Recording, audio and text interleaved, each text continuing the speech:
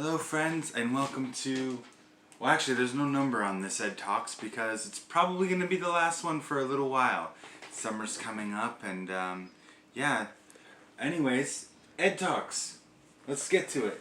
But the only problem is what's left, right? Because we've done dinosaurs, we've done the ocean last week, we did camping, we did fairy tales. Those of you that have been with me since Ed Talks 1, we did board games, and we've done famous people like Jane Goodall and Shel Silverstein.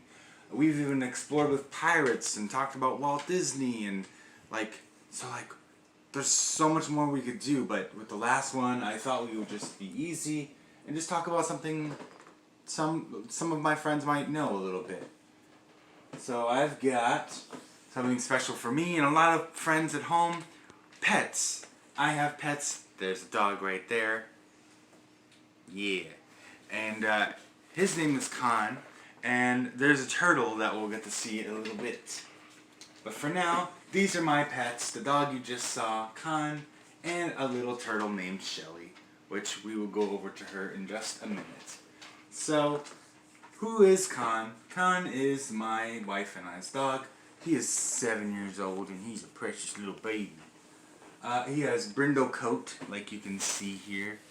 It's nice. It's brown, it's black, and it's blonde, which is like a funny way of saying kind of like a weird yellow. Khan is, we think so, part lab, part shepherd. Khan is very lazy, but he loves to sleep, but he loves to cuddle, give headbutts, give kisses. He likes to chase his toys, likes to explore, and this picture here is outside of Menagerie Coffee, where he likes to go with us for coffee and sometimes doggy treats and doggy ice cream. Next up is Shelley. Shelley, my friends may know her from Schwartz. She used to live there, but now she lives with Beth and I. We've had Shelley for a little over 3 months, but she's been there as long as I've been there at Schwartz, which is about 2 years. And she was there before I got there, so I'm not really sure how old Shelley is. But Shelley is actually something called a red-eared slider, which is tiny little orange marks. Maybe you'll see them when we go visit her in a minute. She sure does love her vegetables, and whenever she sees food, she does this. This is actually her little claw and her little head on the side of the tank, and she tries to swim up to the top and climb out of the tank. But before we get to our book, I'm going to take us, and we're going to go see Shelley. Let's see if we can see her. Oh, there she is. Hello, Shelley. Hello. He's swimming around. Here she comes. Oh, she sees us. Oh, she's going to come try to say hello. Hi, Shelley. Don't worry, she won't fall out of the tank. She'll be alright. But anyways, as always, we have a little book. And we just let's just load it up. It's one of our favorite friends, Pete the cat. Once we can get it loaded, we'll see what Pete the cat is up to this time round. Woo! It's at the end already. Oh jeez, we'll have to start from the beginning. Anywho, Pete the cat, a pet for Pete. Pete is going to the pet store. He's going to get a pet. Pete wants a bird, a hamster, or a lizard. I'd take the lizard. But then Pete sees a goldfish. That's what I want, he tells his mom. Pete's mom gets fish food. I'm going to call you Goldie. Pete says to his new pet, "You are my first pet," Pete tells Goldie on the way home. Pete takes Goldie to his room. He feeds her fish food. Now what? Pete asks. He can't play with Goldie. He can't swim with her either. Pete knows what he can do.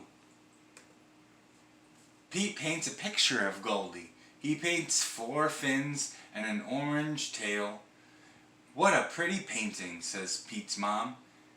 "You can keep it," says Pete. Oh, I know a lot of my friends draw pictures for their mommies and daddies. It's always so nice. Cool painting, says Bob. Can you make one for me? Sure, says Pete. Pete paints a picture for Bob. Wow, it looks just like Goldie, he says. Bob shows Pete's painting to his friend Tom. Now Tom wants a painting too. Pete paints another picture for Goldie to take to school for show and tell. This is Goldie, my pet fish, Pete tells his class. Cute fish. Cool colors. Nice work, says his teacher. I wish I had a picture of Goldie, says Benny. I'll make you one, says Pete. Everyone in Pete's class wants a picture of Goldie. Oh, jeez. Is he gonna keep up? Pete's grandma wants a painting too. Pete has a lot to do. He has to feed Goldie. He has to do his homework.